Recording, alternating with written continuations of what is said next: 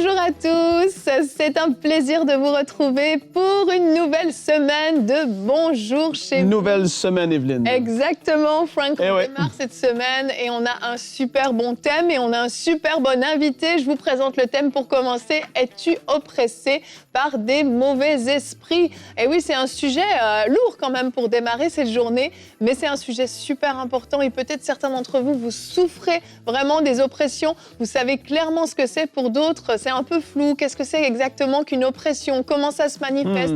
Est-ce que ce que je vis, c'est des oppressions ou pas? C'est tous les sujets dont on va parler aujourd'hui. Et comme je vous le disais, on a un super invité aujourd'hui, c'est le pasteur Chris Campion. Bonjour Chris. Bonjour. Comment vas-tu? Ça va bien. Ça va bien, ouais. Bienvenue sur le plateau de Bonjour chez vous. C'est un plaisir de t'accueillir. Tu es le pasteur de l'église Tout est possible.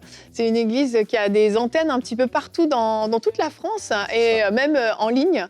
Vous êtes diffusé même sur la chaîne MCI TV. Donc si son visage vous est familier, c'est normal. On a le plaisir de t'avoir avec nous. Et aujourd'hui, Chris, donc on partage sur ce thème des oppressions et tu vas faire une rubrique réponse d'experts. Tu vas nous dire qui peut chasser les démons, c'est bien ça? Oui, qui peut chasser les démons? C'est une bonne question à se poser. Personnellement, pendant longtemps, je me suis posé cette question-là et comme je ne trouvais pas de réponse, j'étais devenu quelqu'un d'inactif dans ce domaine-là. Et à travers mon expérience, je vais vous dire ce que je pense qu'il est bien de savoir pour pouvoir être libre de tout ça. Oh, c'est super. En plus, c'est une rubrique témoignage que tu vas nous faire. C'est super. Moi, j'aime ça quand c'est vivant, quand on complètement. l'a vécu, parce que c'est quelque chose qui est vraiment descendu, qui a du poids. Donc, on a hâte de t'écouter tout à l'heure. Et pour l'instant, donc, on va commencer cette émission. On vous invite vraiment à avoir le cœur ouvert, les oreilles ouvertes également, et puis à dire au Saint-Esprit, enseigne-moi, fais-moi comprendre toutes choses, et je me dispose aujourd'hui pour recevoir de toi. Donc, on va écouter tout de suite Frank dans la pensée du jour.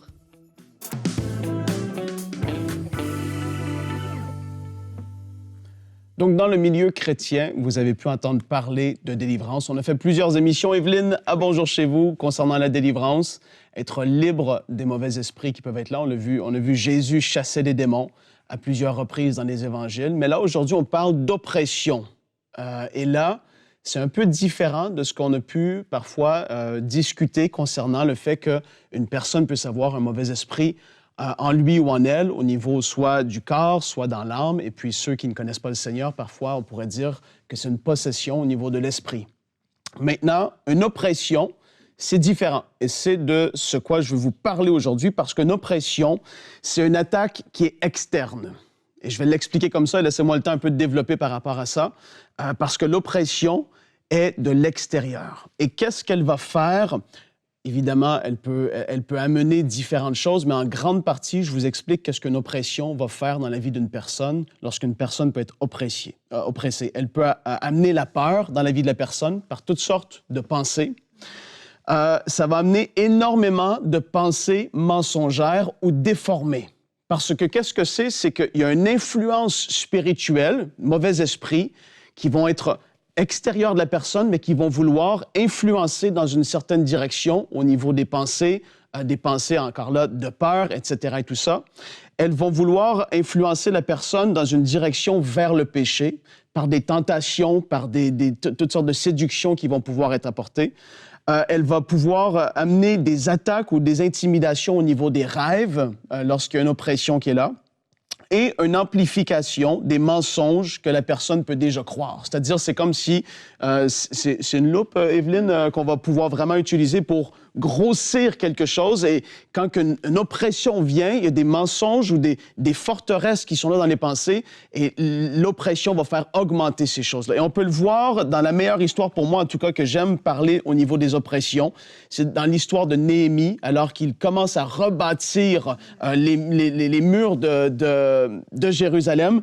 Et puis, on voit que Sanballat et Tobija vont venir intimider, vont venir vouloir décourager, vont mépriser par toutes sortes de paroles négatives, mensongères, etc. On peut lire ça dans Néhémie chapitre 2 et dans Néhémie chapitre 6. Au chapitre 6, justement, il y a Sanballat qui oppressait, qui a envoyé une lettre et qui a dit dans cette lettre à toutes sortes de gens, on raconte parmi les nations, et Geshem l'affirme que les Juifs et toi, en parlant de Néhémie, vous avez l'intention de vous révolter et que c'est la raison pour laquelle tu reconstruis la muraille. D'après ces rumeurs, tu vas devenir leur roi et tu as même établi des prophètes pour te proclamer roi en Juda, à Jérusalem. Maintenant, le roi va avoir connaissance de ces rumeurs. Viens ici parce que tu es méprisable, etc. Et donc, il y a un mépris, il y a des mensonges qui sont racontés, il y a toutes sortes de choses qui sont là, extérieures à ce que Néhémie est en train de faire. Et puis, en fait, quand on voit cette histoire, on réalise à quel point les oppressions spirituelles, les attaques spirituelles de l'extérieur peuvent venir décourager. Ça va amener une personne dans le péché. Ça va vouloir, et surtout les oppressions vont venir quand une personne va se lever pour servir Dieu. Quand on va s'ouvrir à des choses qui sont contraires à la parole de Dieu, les oppressions vont pouvoir venir. Quand l'ennemi va sentir une ouverture ou quand la porte va être ouverte dans la vie d'une personne due à une vie qui est dans le péché, l'ennemi va pouvoir venir oppresser également.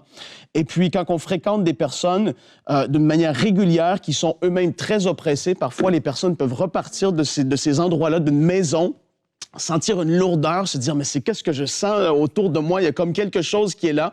Ben, c'est qu'on a côtoyé des personnes qui étaient eux-mêmes oppressées, qui vivent d'une certaine façon, et les oppressions vont vouloir nous suivre. Mais on a l'autorité au nom de Jésus, et c'est de ça qu'on va parler dans la discussion. Donc, une oppression, c'est une attaque externe de mauvais esprits qui vont vouloir influencer d'une manière ou d'une autre, comme dans la vie de Néhémie, qui ont voulu amener un découragement par rapport à ce qu'il faisait pour le Seigneur. Amen. Merci beaucoup, Frank. C'était tout un enseignement que tu nous as fait en quelques minutes, là. Là, je voyais le temps partir. J'ai dit, Evelyne, j'aurais pas le temps de finir. Mais j'y ai arrivé. C'est un sujet très vaste et puis qui concerne beaucoup de monde. Personnellement, moi, j'ai déjà vécu des oppressions, vraiment. J'en ai quelques-unes en souvenir dans ma Moi aussi.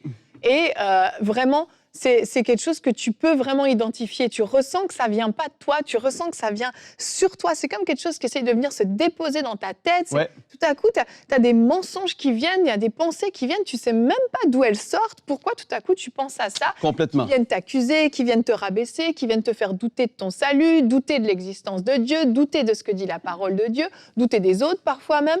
Et c'est quelque chose qui est vraiment fort, mais le meilleur moyen de le discerner, je trouve, c'est que en fait, on ressent, parce qu'on peut des fois mélanger l'oppression et le brisement. Le brisement qui vient de Dieu, on passe par un temps difficile, puis on est brisé par Dieu parce qu'il veut pouvoir nous élever, puis il y a des choses qui doivent tomber en nous.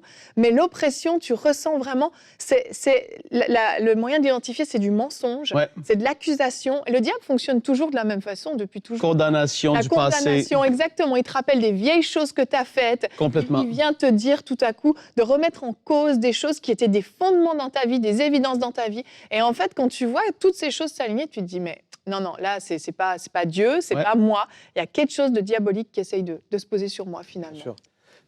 Tu as à un moment donné dans la Bible où Dieu dit à Moïse, « Je te fais Dieu sur Pharaon ». Et en fait, c'est important d'identifier quel est le type de Pharaon que l'ennemi va envoyer dans notre vie. Et se rappeler qu'aujourd'hui, l'Église en Christ, elle est plus que Moïse. Amen. Donc si Dieu a fait de Moïse Dieu sur Pharaon, sur son oppression, sur sa façon de faire, je pense que c'est important de considérer que nous, aujourd'hui, en tant qu'enfants de Dieu, Dieu nous a donné en nous une capacité, des désirs, mais aussi la volonté de pouvoir extérioriser cette capacité. Amen. Donc, en fait, il ne faut pas les traiter gentiment. Les oppressions, il faut être radical avec. Complètement. Et puis de dire stop, c'est fini, Amen. Se mettre en colère parce qu'on n'est pas destiné à subir. Moi, je dis ça, je ne suis pas né de nouveau pour subir de nouveau, mais je suis né de nouveau pour gouverner à nouveau. C'est bon ça, je ne suis pas né de nouveau pour subir de nouveau, mais vas-y, redis-le. Je suis né de nouveau pour gouverner de nouveau. Amen, amen. C'est exactement ça. Et je vais enchaîner avec notre verset du jour parce que ça va vraiment bien avec ce que tu nous partages. Le Seigneur, en fait, avait prévu qu'on aurait des combats et il nous a donné un équipement. Éphésiens 6:11 nous parle de la fameuse armure du croyant. Revêtez-vous de toutes les armes de Dieu afin de pouvoir tenir ferme contre les ruses du diable. Et je vais même vous lire le 12. En effet, ce n'est pas contre l'homme que nous avons à lutter, mais contre toutes les puissances, contre les autorités, contre les souverains de ce monde de ténèbres, contre les esprits du mal dans les lieux célestes. Et ensuite, on détaille les différents morceaux de cette armure.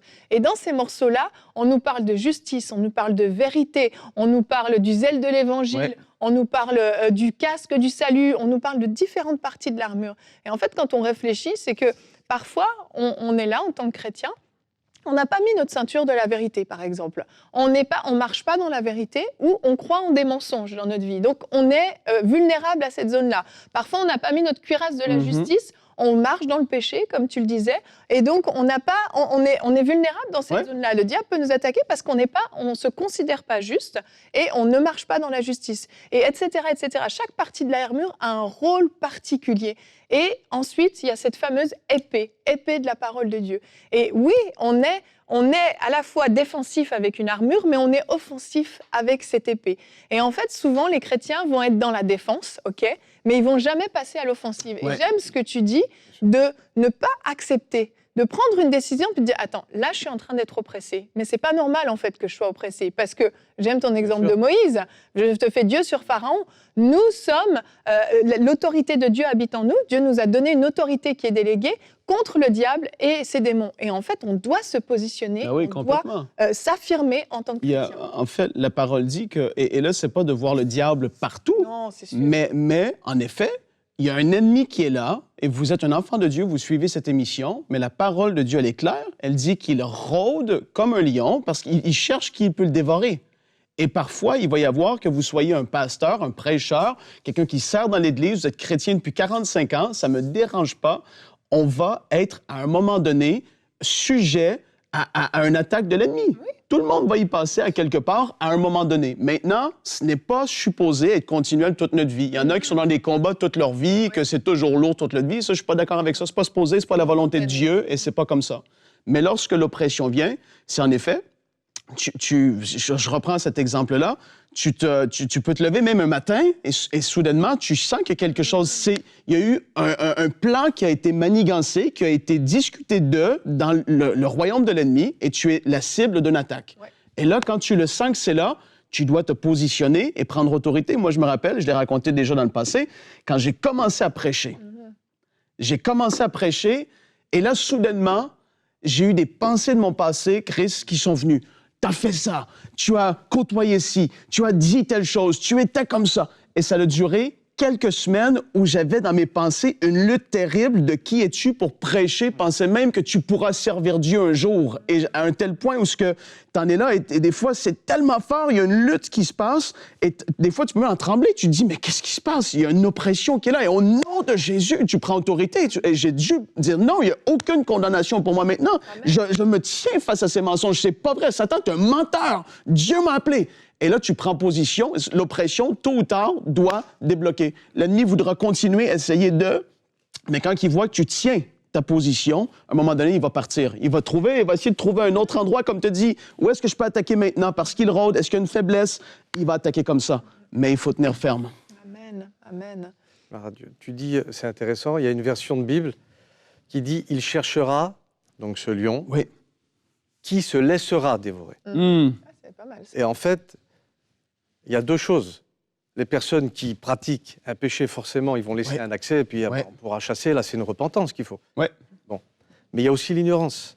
Parce que des fois, on veut prendre autorité, on veut chasser, on veut faire, et puis c'est repoussé. Ça va revenir. On délocalise le problème, on ne le règle pas. Alors qu'en réalité, qu'est-ce qui nous rend libres? C'est la vérité. Amen. Donc déjà, de connaître ce que Dieu dit à notre sujet. Amen. Beaucoup de personnes, comme tu le dis, oui, mais je ne suis pas digne, je suis injuste. La Bible dit que Dieu a en horreur qu'on déclare injuste ce que lui a rendu juste. Et en Christ, Dieu nous regarde et nous voit à travers le filtre du sang de son Fils. Et il nous a rendus dignes et justes. Et puis on ne peut pas demander, bien sûr, à un démon d'être doctrinal, mais le fait de reposer notre foi sur ce que Dieu dit de nous, eh ben, ça va faire des personnes qui vont avoir autorité et supériorité sur l'ennemi. Amen. Amen. On ne peut pas demander à un démon d'être doctrinal. Ça ferait une bonne situation. C'est tellement vrai. C'est tellement vrai. On va rester avec toi, Chris, parce que on va voir justement qui a cette autorité. On parle d'autorité, on parle de se positionner. Qui a autorité de chasser les démons dans la rubrique Réponse d'experts.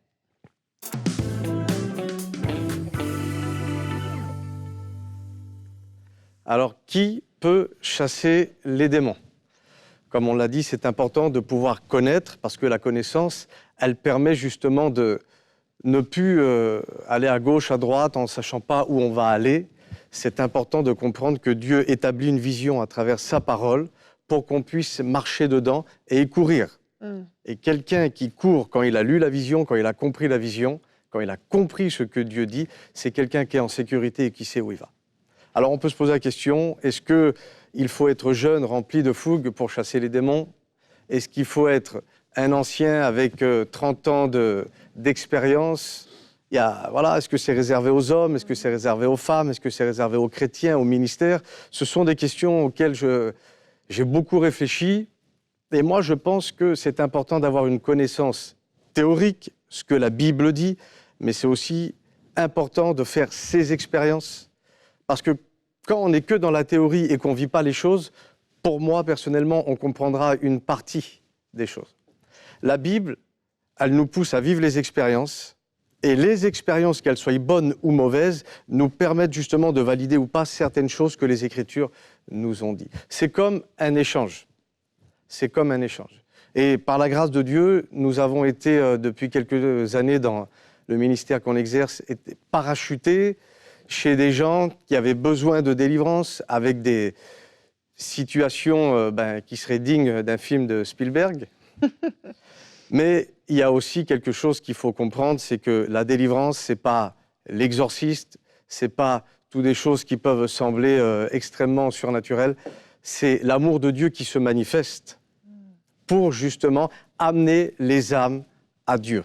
C'est ça le but de la délivrance. Alors, dans la Bible, nous avons quelques réponses. Matthieu chapitre 7, on voit des hommes qui sont là, Jésus est en train de prêcher, et il dit « Ce n'est pas tous ceux qui vont dire « Seigneur, Seigneur » qui seront sauvés. Arrière de moi, vous qui commettez l'iniquité. » Et on vient vers Jésus en lui disant « Mais pourtant, on a fait des miracles, pourtant on a guéri les malades, pourtant on a prêché, pourtant on a fait ces choses-là, pourtant on a chassé les démons. » Alors, le texte ne nous dit pas clairement si ce qu'il faisait fonctionnait ou pas, mais en attendant, il le faisait. Et Jésus dit « Je ne vous connais pas ». Donc, on pourrait laisser sous-entendre que des gens qui ne sont même pas sauvés auraient eu la capacité de chasser les démons. Ensuite, Matthieu chapitre 11, il y a une mission qui est donnée de ressusciter les morts, de pouvoir avoir supériorité et autorité en parlant à des lépreux et que la lèpre quitterait leur corps, manifester la puissance de Dieu dans les guérisons. Et il dit aussi aux apôtres, vous pourrez chasser les démons. Donc, ceux qui ne seraient pas en Christ, les apôtres, et on voit dans l'évangile de Luc chapitre 10, des disciples qui sont là, qui ne reçoivent même pas la mission de chasser les démons, mais simplement de guérir les malades et d'annoncer le royaume, et ils reviennent pleins de joie en disant « Même les démons, Seigneur, nous sont soumis ». Et Jésus était en pleine admiration, parce que la Bible dit qu'il tressaillit de joie par le Saint-Esprit, et il disait « Je voyais Satan, déjà, lui, moi, je l'ai déjà jeté du ciel, et vous, vous reproduisez ce que moi je fais dans votre sphère ». Et on voit dans l'évangile de Marc, chapitre 16, où Jésus va parler, voici les signes qui vont accompagner les croyants. On parle de parler en d'autres langues, on parle de ne pas être empoisonné, on parle de guérir les malades. Et il dit, ceux qui vont croire pourront chasser aussi les démons. Alors, il faut savoir que chasser les démons, c'est pas toujours prendre l'autorité devant une personne et puis de demander aux démons de quitter les corps. On peut être oppressé chez nous, on peut être oppressé dans des situations, et on peut aussi être sujet à faire des fois de la délivrance. Alors moi, personnellement, j'ai vu des fois dans des situations des pasteurs expérimentés qui prêchaient l'évangile, qui avaient une vie de Dieu, et puis au bout d'1 heure prier sur quelqu'un, 2 heures prier sur quelqu'un, j'étais présent. Et là, il y avait un petit stagiaire qui était là, étudiant à la prédication. Et je l'ai vu, il était en train de prier, et il avait une compassion pour la personne qui était là. Et il y a eu comme une sainte colère qui est venue dans son cœur. Et il s'est levé, il nous a tous poussés, il a regardé cette personne, et il s'est mis en colère contre le mauvais esprit. Ça faisait 2 heures qu'on était sur cette affaire-là. Lui, en l'espace de 5 minutes, cette affaire a été réglée. Il n'y avait pas beaucoup d'études qu'il avait faites, mais il aimait le Seigneur, et il aimait la personne qui était en face de lui. Je me rappelle aussi d'une situation où ça faisait plusieurs temps qu'on était en train de prier pour une femme dans une maison, et son fils, qui n'était pas chrétien, en a eu marre de la situation, s'est levé de sa chambre, à 2h ou 3h du matin. Et il est rentré et il a parlé à ce mauvais esprit en disant « c'est ma mère, elle n'est pas à toi et tu me la rends ». Et il y a eu comme une atmosphère de réjouissance, une atmosphère où on voyait que Dieu était en train de manifester son amour sur ces simples paroles-là. Il y a quelque chose qui s'est créé, on ne sait pas vraiment ce qui s'est passé, mais la personne est tombée et mauvais esprits ont quitté. Alors tout ça pour vous dire qu'en réalité, on pourrait faire de ces expériences des doctrines, mais je vais équilibrer dans ce que je dis. Moi, je crois que la délivrance, bien sûr, qu'elle est réservée à celles et ceux qui ont cru, qui sont chrétiens, qui sont en Christ. Et Dieu peut permettre des fois certaines situations pour justement amener les âmes à Christ. Et on le voit parce que le texte dit clairement, aujourd'hui, et moi c'est ma conviction, voici les signes qui accompagneront les croyants. Et tout ce que Dieu donne a un but, c'est d'amener les âmes à Christ. Et ça, c'est important de considérer que peu importe la situation qu'on va passer, je veux parler aussi aux chrétiens, il faut que tu saches que tu as une autorité, que Dieu dit sur les disciples et pas que sur les apôtres et les pasteurs, je te donne puissance et autorité sur les serpents, les scorpions, sur toute la puissance de l'ennemi et rien. Soyez libres de la peur des représailles et rien ne pourra vous nuire. Dieu met en nous des rêves, mais il dit aussi, je te donne la capacité de pouvoir accomplir tes rêves. Donc la réponse en fait sur qui peut chasser les démons, réalisons qu'on a Jésus, que Dieu a mis la foi dans notre cœur, et toute personne qui a pour but de bénir son prochain a la capacité en lui de libérer les captifs. Merci beaucoup, Chris. Merci, c'était intéressant. Et pour compléter ce que tu dis, c'est vrai qu'on voit effectivement dans l'exemple que tu donnes de très rares cas où ça s'est passé différemment, mais on voit aussi les fils de Séva qui ont essayé de chasser les démons au nom de Paul, enfin au nom de Jésus que Paul prêche. Ouais. Et les démons les ont massacrés. Donc on voit en fait effectivement cette nécessité d'être finalement connu du royaume des ténèbres. Et en tant qu'enfant de Dieu, on est connu parce que Christ habite en nous. Et en fait, cette autorité ne nous vient pas de nous-mêmes, mais nous vient de Jésus. Et c'est ce qui fait que effectivement, tout chrétien né de nouveau a cette autorité en lui. Merci beaucoup, Chris. C'était une rubrique super intéressante.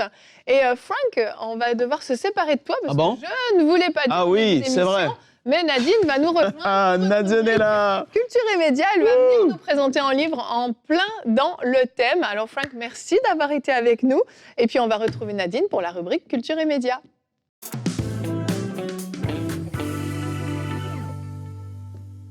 Hello Nadine, comment vas-tu? Hello Evelyne, ça va très bien. Bonjour pasteur. Bonjour. Alors, je suis ici pour présenter un livre. On a parlé d'oppression. Aujourd'hui, on a parlé des démons. Ils chasseront les démons. Ce que vous devez savoir sur les démons, vos ennemis invisibles. Le livre de Derek Prince, qui est un homme de Dieu qui est maintenant auprès du Seigneur, qui écrit énormément de livres. Et ce livre ici vient parler un petit peu des oppressions, de comment fonctionne le monde satanique, comment fonctionne la sorcellerie, tout ce type d'informations. Donc, dans le livre, il donne des témoignages personnels, mais il donne aussi des témoignages de ce qu'il a vu sur le terrain, parce qu'évidemment, il a pratiqué la délivrance. Il a été énormément dans différentes églises, des témoignages des gens, des chrétiens, des fois, qui l'écrivaient, qui l'expliquaient, qui vivaient des phénomènes démoniaques, des oppressions, des possessions, des choses pareilles. Et du coup, comment il a pu les aider par rapport à ça.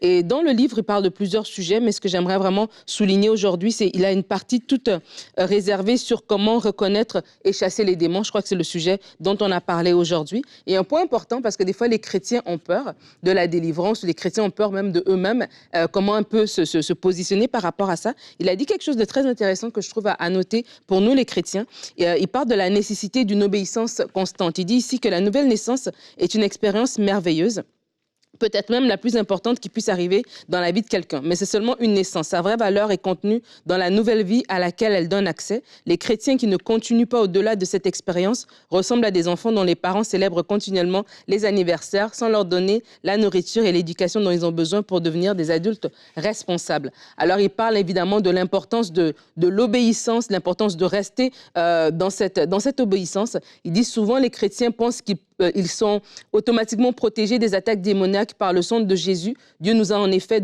offert une protection totale à travers le sang. Mais encore une fois, nous devons remplir ces conditions pour obtenir cette protection. Il donne l'exemple un peu dans le peuple, dans le camp des Hébreux, vous savez, dans la Genèse.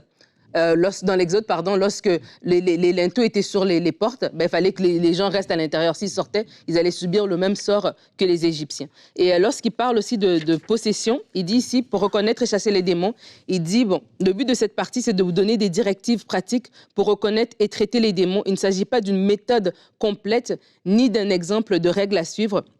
Je ne crois pas qu'il est possible d'imaginer un guide pour édicter les règles. Par contre, il a donné différentes choses qu'on peut faire. Et c'est vraiment intéressant. Il parle des activités démoniaques. Il parle de comment on peut reconnaître un démon, où le démon se cache, comment est-ce que le démon va agir. Et des fois aussi dans des choses de tous les jours, dans la colère, comment on ouvre la porte à Satan et que Satan se met à venir voler notre vie par différentes choses. Et donne des exemples pratiques et choses. Je trouvais ça vraiment intéressant. Le fait qu'il y avait des exemples, en fait, et il y avait des choses sur le terrain, que ce soit lui-même, mais aussi des gens qu'il a vus sur les terrains. Donc, c'est vraiment un livre, je trouve, bien global, qui parle des activités démoniaques. Donc, Ils chasseront les démons, le livre de Derek Prince, vous pouvez le trouver sur Internet si vous le cherchez. Merci beaucoup Nadine. Voilà qui vous outille parfaitement pour bien clôturer cette émission parce qu'on a fait finalement un survol du thème. Il y aurait tellement à dire, mais si vous voulez aller plus loin, si vous êtes curieux par rapport à ce thème-là, c'est sûr que c'est un livre qu'on peut vous recommander. Eh bien, Chris, nous, on va continuer notre petite semaine parce que tu seras avec nous encore demain. Que faire quand on te tourne le dos à cause de ta foi? C'est le thème qu'on va aborder demain, un sujet qui peut-être tombe à point pour certains d'entre vous. Et Chris, tu vas faire une rubrique famille quand tes parents ne sont pas encore chrétiens. Ah, ça, c'est quelque chose, on en a peut-être des souvenirs pour certains d'entre nous qui avons vécu ce genre de choses. Donc, on se donne rendez-vous demain. On vous souhaite une très bonne journée et bonjour chez vous.